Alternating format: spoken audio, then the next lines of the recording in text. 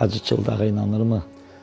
O barədə də tibb mütəxəssislərinə müraciət etmək yaxşıdır. Mən ümumiyyətlə çalışıram ki, istənilən əməlin bir elmi əsaslandırması olsun. Mən bir iki dəfə həkimlərdən soruşmuşam, deyirlər müəyyən nöqtələrə toxunduqda insana faydası olur, insanı sakitləşdirir. Amma bir daha deyirəm, bu da bir dini bir ayin deyil.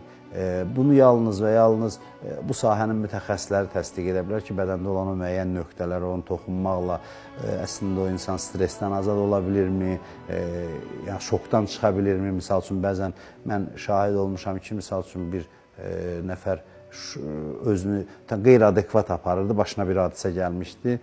Digəri siqareti yandırdı, onun bədəninə toxundurduqdan sonra o ağladı və tamamilə belə deyək, real vəziyyətinə döndü. Mən bunun şahid olmuşam. Amma bunun elmi izahı nədən ibarətdir, mənim sahəm deyil deyə bilmirəm. Hər halda elm bir əməlin doğruluğunu təsdiq edərsə, bunu qəbul etmək olar. Və bəzi işlər də var, əməllər var ki, elm bugün onun barədə hər hansı bir fikir söyləyə bilmir, gələcəkdə onun doğruluğunu təsdiq edə bilər. Çıldaqla bağlı mənim, çünki bu da bir dini ayin deyil, bilirsiniz.